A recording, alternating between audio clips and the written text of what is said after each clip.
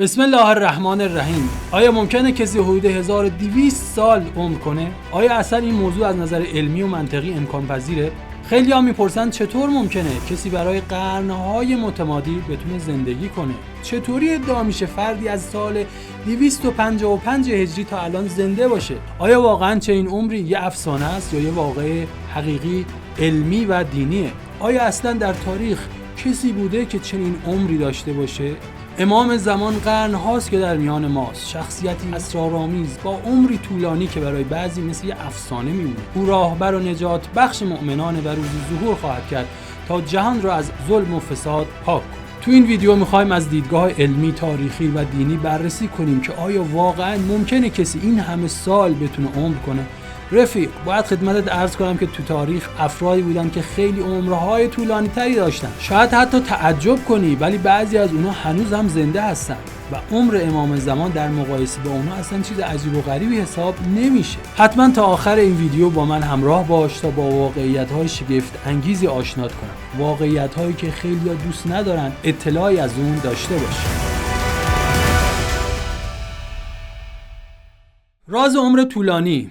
آیا یک انسان میتونه 1000 سال عمر کنه؟ در طول تاریخ دانشمندان زیادی به دنبال کشف راز عمر جاویدان بودند. دانش امروز طول عمر رو برای انسان تو شرایط مناسب ممکن میدونه و از سلول‌های بنیادین گرفته تا ژنتیک تو تلاش تا راهی برای افزایش عمر انسان پیدا کنه. بعضی موجودات توی طبیعت میتونن صدها یا حتی هزاران سال عمر کنن. مثلا لاک‌پشتایی هستن که چند صد سال زندگی میکنن، یا درختایی مثل سکویا عمرشون حتی از 3000 سال هم بیشتره. اینا همه نشون میده که توی طبیعت عمر طولانی نه تنها ممکنه، بلکه یه چیز کاملا طبیعیه. برخی از محققان میگن ژن‌هایی رو کشف کردن که عامل جاودانگی سلول هاست. این ژن‌ها میتونه سلول‌های آسیب دیده رو ترمیم کنه. با تغییرات ژنتیکی، کاهش اکسیداسیون سلولی و اصلاح متابولیسم، عمر انسان میتونه بسیار افزایش پیدا کنه. ژنتیک، محیط زیست، تغذیه، سبک زندگی، همه اینا از عواملی هستن که میتونن نقش مهمی در طول زندگی انسان داشته باشن. دانشمندان میگن مرگ هم مثل بیماری‌ها علل و عوامل طبیعی داره که اگه بتونیم شناساییشون کنیم و از بین ببریمشون، مرگ رو میشه به تعویق انداخت. یه پزشک انگلیسی می‌نویسه با پیشرفت تکنیک‌ها و کارهایی که ما شروع کردیم، بشر قرن 21 میتونه هزاران سال عمر کنه. حتی برخی دانشمندان تونستن عمر یک حشره رو تا 900 برابر افزایش بدن و اگه عمر طبیعی انسان رو که 80 ساله با یه حساب سرانگشتی اینجوری حساب کنیم، اونا میتونن راحت به هزاران سال برسونن. حالا اگه این موضوع در مورد سایر موجودات ممکنه، چرا در مورد انسان‌هایی که تحت اراده الهی و خلیفه خدا بر روی زمین هستن ممکن نباشه؟ اما چرا مدت عمر امام زمان عجیب و غریب نیست؟ وقتی تاریخ رو نگاه می‌کنیم می‌بینیم افراد زیادی بودن که عمرهای طولانی تری هم داشتن. در میان پیروان ادیان آسمانی اختلافی تو طولانی بودن عمر برخی انسان‌ها نیست. در تورات آمده که آدم علیه السلام 900 سال، نوش 905، قینان 910 و متوشالح 969 سال عمر کردند. در قرآن کریم هم از پیامبرانی همچون نوح، خضر و عیسی علیه السلام نام برده شده که طول عمرهای بسیار زیادی داشتند. در سوره عنکبوت آیه 14 می‌فرماید ولقد ارسلنا نوحا الی قومه فلبث فیهم 1000 سنه الا 50 عاما. یعنی حضرت نوح فقط 950 سال در بین مردمش مشغول تبلیغ بوده. طبق برخی روایات عمر حضرت نوح بیش از 2500 سال بوده. بله درست شنیدید، 2500 سال. حضرت خضر هم از جمله پیامبرانی است که عمر طولانی تر از حد تصور ما داره. ایشون همچنان زنده هستند و در بین ما حضور دارند. در سوره کهف داستان شنیدنی ملاقات حضرت موسی با خضر رو شنیدید. ایشان از زمان حضرت موسی تا الان زنده بودن که حداقل 5000 ساله. در برخی نوشته ها سن ایشون تا 9000 سال تخمین زده شده. در روایتی از امام رضا علیه السلام آمده که خضر نخواهد مرد تا قیامت به پا گردد و در صور دمیده شود. هر سال به حج می رود و در عرفه مثل مؤمنین دعا می کند و خداوند او را مونس و یاور حضرت مهدی علیه السلام در غیبت قرار داده است. امام صادق علیه السلام فرمودند دلیل اصلی طولانی بودن عمر حضرت خضر این استش که بهانه‌ای برای دشمنان حضرت مهدی باقی نماند. حضرت عیسی نمونه دیگری از پیامبران با عمر طولانی هستند. طبق آیات قرآن ایشان به آسمان برده شده و همچنان زنده هستند و در آخرالزمان با ظهور امام زمان باز می‌گردند. هرگز او را به دار نیاویختند، بلکه امر بر آنها مشتبه شد و اختلاف کردند و به یقین او را نکشتند، بلکه خداوند او را به سوی خود بالا برد که او توانا و حکیم است. عمر ایشون تاکنون بیش از 2000 سال شده. امسال سال 2025 میلادی هست. اما مورد بعدی حضرت یونس از نوادگان حضرت ابراهیم علیه السلام است. در سوره صافات آیه 143 و 144 آمده که اگر او از تسبیح کنندگان الهی نبود تا روز قیامت در شکم ماهی میماند. تو این آیه نکته بسیار ظریفی وجود داره. عمر بسیار طولانی هم برای انسان و هم برای اون ماهی به تصویر کشیده شده و امری ممکن دونسته شده. اما افراد دیگری هم هستند که عمرهای طولانی داشتند، مثل کیومرث نخستین پادشاه ایران که 1000 سال عمر کرد، ضحاک 1200 سال، بختالنصر 1507 سال، لقمان حکیم 4000 سال. حضرت عزیر بعد از بیدار شدن از خواب 100 ساله دید که نوشیدنی و غذاش بعد از گذشتن 100 سال هنوز سالم مونده.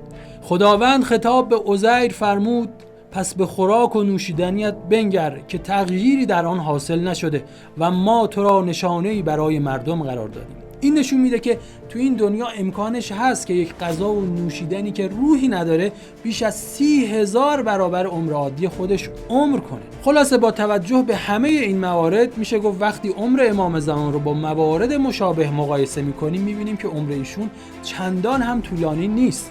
اگر این بزرگان تونستن این همه سال زنده بمونن، چرا امام زمان نتونن؟ تا اینجای ویدیو اگه برات جذاب بود حتما ویدیو رو لایک کن. برای دیدن ویدیوهای بعدی هم سابسکرایب به کانال ما رو فراموش نکن. اگه دوستان شما هم به این گونه موضوعات علاقمند هستن حتما ویدیو رو برای اونها هم بفرست و اشتراک بذار. تو روایت اسلامی هم به طول عمر امام زمان عجل الله تعالی فرجه الشریف اشاره‌های زیادی شده. مثلا در یک روایت آمده امام مهدی عمری طولانی خواهد داشت تا زمانی که خداوند بخواهد. امام سجاد علیه السلام فرمودند سنت‌هایی از انبیاء گذشته در امام 12 به یادگار مانده. از آدم و نوح طول عمر، از ابراهیم تولد پنهانی و از عیسی غیبت. بسیاری از علمای شیعه فصلی از کتاب‌های خویش رو به این مسئله اختصاص دادن و در موردش صحبت کردند. شیخ صدوق در کتاب کمال الدین و تمام النعمه از کسانی نام برده که عمر طولانی داشتند و شیخ طوسی هم در کتاب الغیبه از این مسئله یاد کرده. ابن جوزی حنفی مذهب از علمای معروف اهل تسنن پس از بحث در حالاتهای امام زمان و نقل روایات مختلف میگه که این اعتقاد امامیه صحیح است که حضرت مهدی زنده و از عمر طولانی برخورداره. عبدالوهاب شعرانی پس از آنکه از تولد اون حضرت در نیمه شعبان سال 255 صحبت میکنه میگه که او باقی است تا آنکه عیسی مسیح از آسمان نزول کند و با ایشان دیدار کند. عمر او تا زمان ما که سال 958 هجری است 706 سال است. در این ویدیو سعی کردیم با استفاده از منابع علمی، تاریخی و روایی به بررسی موضوع عمر امام زمان عجل الله تعالی فرجه الشریف بپردازیم. گفتیم که از نظر علمی عمر طولانی امری اثبات شده و ممکنه. در تاریخ نمونه‌های متعددی از انسان‌های با عمر بسیار طولانی داریم. حضرت نوح، خضر و عیسی علیهم السلام مثال‌هایی بودند که نشون دادن عمر امام زمان آنچنان هم غیر معمول به نظر نمیرسه. بنابراین اعتقاد به طول عمر امام زمان هم از نظر علمی و هم از نظر دینی قابل اثباته و مهمتر از همه نقش و مسئولیت ایشون در هدایت و نجات بشریته. برای مؤمنان انتظار امتحان ایمان و امیده. منتظر ظهور امام زمان بودن به این معناست که فعالانه در مسیر اصلاح و خودسازی قدم برداریم.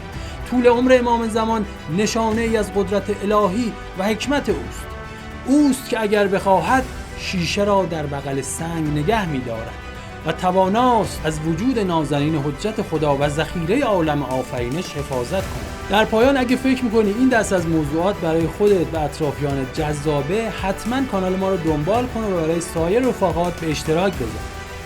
ما در حال آماده سازی محتواهای جدید و آموزنده بیشتری هستیم. از نظرات و پیشنهادات شما با کمال میل استقبال می‌کنیم. پس حتما کانال رو دنبال کن و نظرات خودت رو با ما در میون بذار. امیدوارم بهت کمک کرده باشم تا درک بهتری از این موضوع داشته باشی. کریمی که جهان پاینده دارد تواند حجتی را زنده دارد. فعلا یا علی، خدا نگهدار.